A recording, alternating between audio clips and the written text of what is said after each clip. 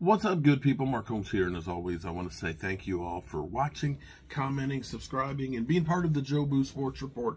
Without you guys, as well as you ladies, you know that this literally does not work. Hope everybody's having a great Monday. It's Monday, right? No, it's Taco Tuesday. I don't even, wow.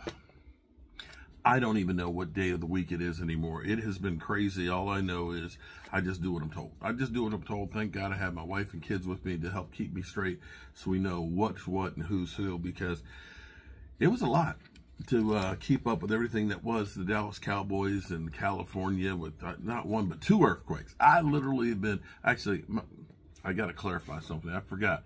I was through the earthquake that was here probably about 15 years ago that happened in Central Virginia, that literally shut down the Washington Monument for years, had gargoyles falling off of the Washington Cathedral and stuff, and did a lot of damage. That one did a lot of damage and stuff. So I did have that one.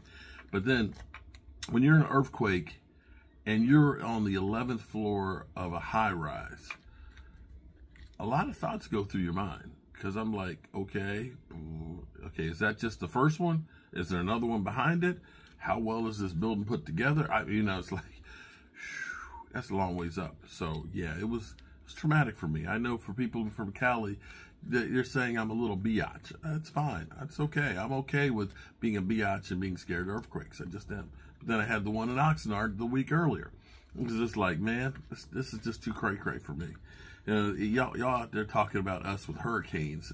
You know what? I rarely see a hurricane that often. I mean, we ain't got the mudslides. We ain't got the tornado fire winds and all that kind of stuff with the forest fires and the earthquakes. Yeah, and the high prices. That shit's high out there.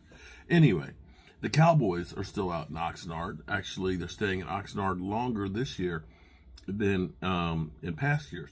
Working out. The temperatures are incredible. It's like 70s degrees. You can get a lot of work done without sweating your ass off, although I will say that, does that help you or hurt you that you're able to get more work in at cooler temperatures, or does it hurt you when you're playing games where it's hotter? Be that as it may, Dak Prescott is back on the field today practicing, which is always great news.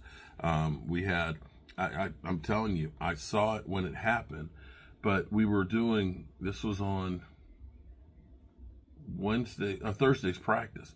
Thursday's practice, they were basically doing, live scrimmages. They were going through there. And the Cowboys had just gotten into the red zone. And Dak Prescott kind of went awkwardly on his foot, and he kept kicking his toe a little bit there. And, they walked over, and then they cut everything down. They cut everything down. Now, today they're doing like a walkthrough practice because they're going to be practicing against the Rams tomorrow, which is great news. Now, the bad news that we have today, or good news, I don't know how you want to look at it. You guys may remember that 105, the fan, just before training camp started, was saying that Tyler Guyton was a long ways away from being ready to play, and it was doubtful that he was going to be able to be ready to start, and that Chimo Igoda was starting out training camp as the #1 left tackle. Well, that is out the window right now because Igoda hurt his foot, hurt his ankle, and has some tendon issues, I believe it is, and is in a walking boot. Veteran Chimo Igoda will likely open the season on IR after suffering a significant injury to his left big toe in the preseason opener. Multiple people with knowledge of the injury said no surgery, but extensive rehab ahead. And I'm going to tell you, I remember turf toe. I had never heard of that injury before when I was at JMU. Turf toe? What are you going to be? You hurt your toe? Yeah, turf toe is some serious shit. When we had AstroTurf, which was literally, they had cement, then they had like a rubber mat that was on it, and then they had a carpet on it. That's what you played on. It's kind of like what the vet used to have at JMU before we got OmniTurf, which was the precursor to field turf.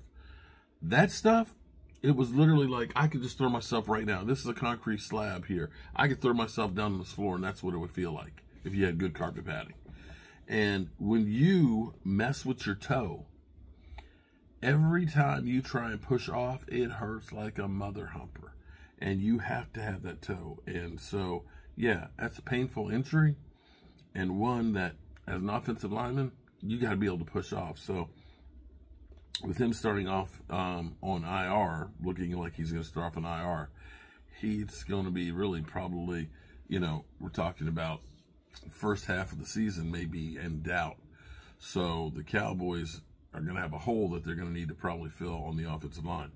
I was talking with Game Time Brian about Cooper Beebe, who played.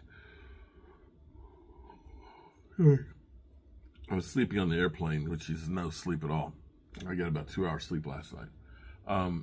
Cooper Beebe, who played center, he played like 43 snaps at center, and then played like 13 snaps at guard and played better at guard.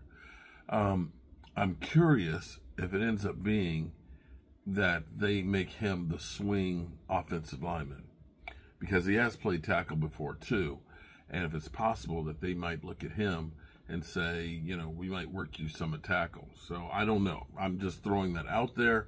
I was talking about, and this is something that's kind of crazy, because I was talking about, who was I talking about? Oh, I was trying to put things in perspective. And I'm not saying that Mozzie, I wasn't saying that Mozzie is Warren Sapp, okay? That would be crazy. But what I was trying to put, because people look at it and say, oh, well, look at a defensive lineman. His numbers suck.